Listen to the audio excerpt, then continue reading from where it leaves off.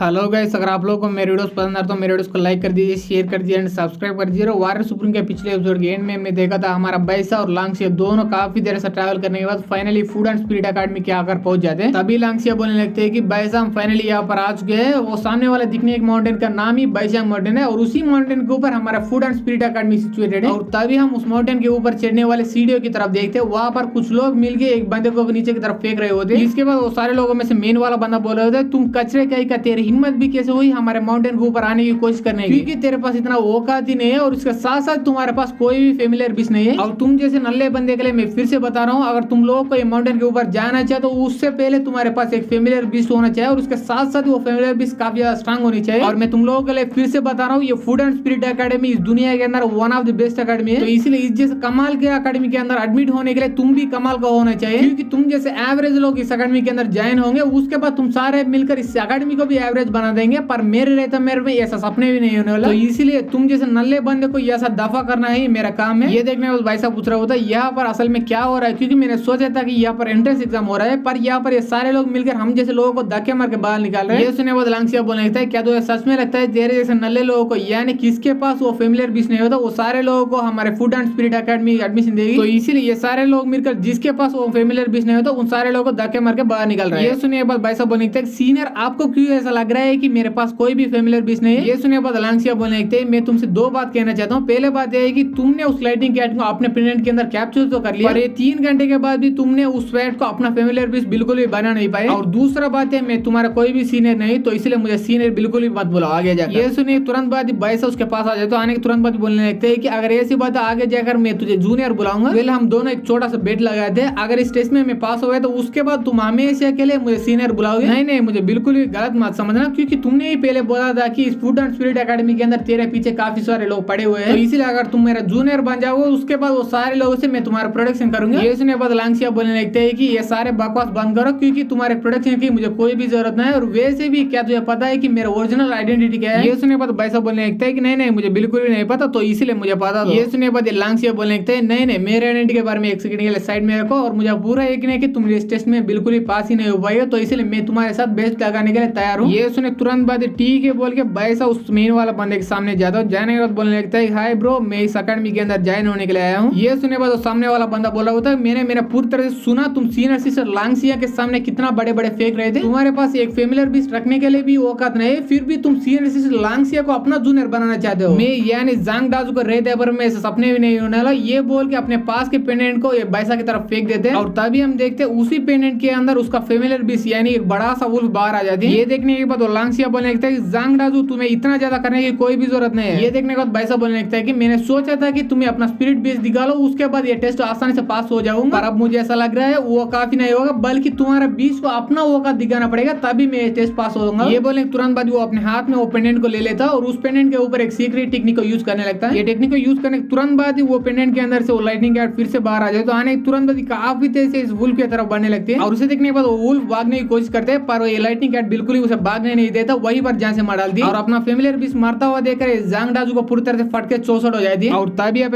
किसी और बंदे की तरफ, इसका नाम शुआंग, ये आगे से हम इसे मास्टर शुआंग बुलाएंगे। और इस बंदे को जिस टेक्निक को बैसा ने यूज किया होता है उस टेक्निक का बनक लग चुका होता है और इसे सेंस करने के बाद ये अपने मनी मन सोचने लगता है कि इंटरेस्टिंग, वेरी वेरी इंटरेस्टिंग, ये बच्चा इतना कम लेवल होने के बाद भी ये ग्रैंड मास्टर लेवल की टेक्निक यूज कर रहा है। अगर ऐसी बात तो मुझे जाकर उस बंदे से एक बार मिलना ही चाहिए। और तभी आप उसी वुल्फ की तरफ जिस वुल्फ को लाइटनिंग कैट ने मार चुका होता है और इसके वजह से जांग डाजू को भी काफी ज्यादा चोट लग चुकी होती है। इसे देखने के बाद बैसा अपना लाइटनिंग कैट को फिर से अपने पास बुला लेते हैं। इसके बाद बोलने लगता है कि क्या जांग डाजू, क्या ये काफी होगा इस टेस्ट को पास करने के लिए, या तुम सारे लोगों को फेमिलियर बिस्ट को मारना ही पड़ेगा। और इसे देखने के बाद वहां पे सारे लोग बुरी तरह से हिल जाते और बोलने लगता है अरे बाप रे ये किस तरह का स्पिरिट बिस्ट है, क्योंकि ये स्पिरिट बिस्ट एक ही सेकंड के अंदर वहां पर गया और जाने के तुरंत बाद फूड एंड स्पिरिट अकेडमी की एक स्टूडेंट की फेमिलियर बिस्ट को ही जान से मारा। और इसे देखने के बाद लांगसिया अपने मनी में सोचने लगता है अरे बाप रे किस तरह का बंदा है, क्योंकि वो लाइटनिंग कैट को अभी तक अपना फेमिलियर बिस्ट बिल्कुल भी नहीं बना पाया, फिर भी वो उस लाइटनिंग कैट को अच्छी तरह से काफी अच्छी तरह से कंट्रोल कर पा रहा है। और तभी हम जांग डाजू की तरफ देखते हैं, वो जोर से चिल्ला रहे होते हैं कि कमी नहीं कही क्या तेरी हिम्मत भी कैसे हुई मेरे फेमिलियर बिस्ट को जान से मार डालने की। ये सुनने बाद बैसा बोलने लगता है कि चिल ब्रो, तुमने ही प्रूव करने के लिए बोला था कि मेरे पास एक स्पिरिट बिस्ट है, तो इसलिए मैं प्रूव कर दिया। और वैसे भी कोई भी फेमिलियर बिस्ट इतना आसानी से नहीं मरते, क्योंकि एक बार मरने के बाद वो फिर से अपने पेंडेंट के अंदर आ जाते हैं अपने एनर्जी के फॉर्म में, और ऐसे ही 2 महीने के लिए उसी पेंडेंट के अंदर रेस्ट करने के बाद फिर से वो फिजिकल फॉर्म में आ जाते हैं। ये सुनने बाद जांग डाजू बोल रहा था बकवास बंद करो, क्या तुझे नहीं पता कि मुझे ये सब नहीं पता, फिर भी तुमने मेरे फैमिली मेंबर्स को जान से मार डाला, तो इसलिए अब तुझे मरना ही पड़ेगा। ये बोल के दो लोगों को ऑर्डर देने लगता है जाके बैसा को मारने के लिए। ये सुनने के बाद वो दो लोग भी तलवार लेके बैसा को मारने के लिए सामने की तरफ बढ़ने लगते हैं, पर वो लोग कुछ ज्यादा सामने तक बिल्कुल ही बढ़ी नहीं पा रहे होते क्योंकि उनके फीट को किसी ने फ्रीज कर दिया होता है, यानी बर्फ में जमा दिया होता है। और इस जमाने वाला बंदा और कोई नहीं बल्कि यही बंदा होता है, इसका नाम चूरान होता है। और वो वहां पर आता है तो बोला होता है कि जैंग डाजू कमी ने क्या तेरी हिम्मत भी कैसे हुई एक जूनियर के हाथ में हारने के लिए। और उसके बारे में एक सेकंड साइड में रखो, तुम हारने के बाद भी चुप नहीं बैठ रहे थे बल्कि दो और लोगों को हारने के लिए उसके तरफ भेज रहे थे। ये देखने के बाद भाई साहब अपने मन ही मन सोचने लगता है कि एक सेकंड इस बंदे ने उन दोनों का पैर को जमा दिया है क्या? इसका मतलब कहीं इस बंदे को आइस मार्शल आर्ट तो नहीं आता? नहीं ऐसा बिल्कुल भी नहीं हो सकता, इस बंदे के पास इतना औकात नहीं है। मुझे ऐसा लग रहा है इसके फैमिलियर बीच ने ऐसा किया होगा। इसका मतलब है कि इसकी फैमिलियर बीच इनविजिबली हो सकता है। तब जंग डाजू बोलने लगता है कि सीनियर ब्रदर चूरान, इस कमीने ने मेरे फैमिलियर को जान से मार डाला, तो इसलिए मैं भी इस अमीन को जान से मार डालूंगा। ये सुने तुरंत बाद इस बंदे को चूरान काफी जोर से थप्पड़ मार देते, इसके वजह से जंग डाजू वहीं पर नीचे गिरकर पूरी तरह से बेहोश हो जाते हैं। इसके बाद बोलने लगता है कचरे का अगर तुम इस जैसे जूनियर को भी नहीं आ पाओगे उसके बाद तुम फूड एंड स्पिरिट अकेडमी का स्टूडेंट बनने की लायक ही नहीं हो। इसके बाद ये बंदा बाइसा के सामने आ जाता है, आने के बोलने लगता है कि मेरा नाम शियाओ चूरान है और मैं इसी अकेडमी के थर्ड ईयर का स्टूडेंट हूँ और इसके साथ साथ ही मैं इसी अकेडमी के वाइस प्रेसिडेंट भी हूँ। ये सुनने के बाद बाइसा बोलने लगता है हाँ मेरा नाम बाइसा है, मैं इसी अकेडमी के अंदर ज्वाइन होने के लिए आया हूँ, तो इसलिए आपने भी देख लिया कि मेरे पास एक सच में स्पिरिट बीच है, तो इसलिए मुझे ऊपर की तरफ जाने दीजिए। ये सुनने के बाद चूरान बोलने लगता है क्या तुम्हें सच में लगता है मैं भी जैसा कचरा हूँ, इसके वजह से तेरे ट्रिक को बिल्कुल भी पहचान नहीं पाऊंगा? अगर तुम सच में सोचो तुम बिल्कुल गलत हो, क्योंकि मुझे अच्छी तरह से पता है कि ये असल में कोई स्पिरिट बीच नहीं बल्कि उसके कोर के अंदर से आया हुआ एक स्पिरिट इमेज है। ये बोलने के बाद वो अपना फैमिलियर बीच को अपने पीछे बुला लेते हैं। इसके बाद बोलने लगता है कि तेरी हिम्मत भी कैसे हो यहाँ पर आकर मुझे चीट करने की कोशिश करने की। और उसका फैमिलियर बीच को देखने के बाद भाई साहब अपने मन ही मन सोचते थे ओहो मैंने सोचा था कि ये कोई इनविजिबल बीस्ट होगा, पर ये सच में एक आइस फॉक्स है, वो भी ऐसा वैसा आइस फॉक्स नहीं बल्कि काफी ठीक ठाक लेवल वाला हाई फॉक्स है, तो इसे फाइट करने में मेरे भी थोड़ा फटके हाथ में आ जाएगा। पर अगर मेरे पास सच में वो लाइटनिंग कैट होता उसके बाद मैं इससे आसानी से हरा सकता था, पर इसने सच बोला मेरे पास वो सच में लाइटनिंग बीस्ट नहीं बल्कि उसका एक स्पिरिट इमेज है। ये वहां पर खड़े होकर ये सब सोच ही रहा होता तभी वो सामने वाला चूरवान एक टेक्निक को यूज करके अपना आइस फॉक्स को बैसा की तरफ अटैक करने के लिए भेजने लगता है। और ये आइस फॉक्स भी उसका ऑर्डर सुन के इनविजिबल होकर बैसा की तरफ काफी तेजी से बढ़ने लगते हैं और तभी हमारे एपिसोड ये पर खत्म हो जाती है। तो इसलिए अगर आप लोगों को मेरे वीडियोस पसंद आए तो मेरे वीडियोस को लाइक कर दीजिए, शेयर कर दीजिए एंड सब्सक्राइब कर दीजिए and thanks for watching guys.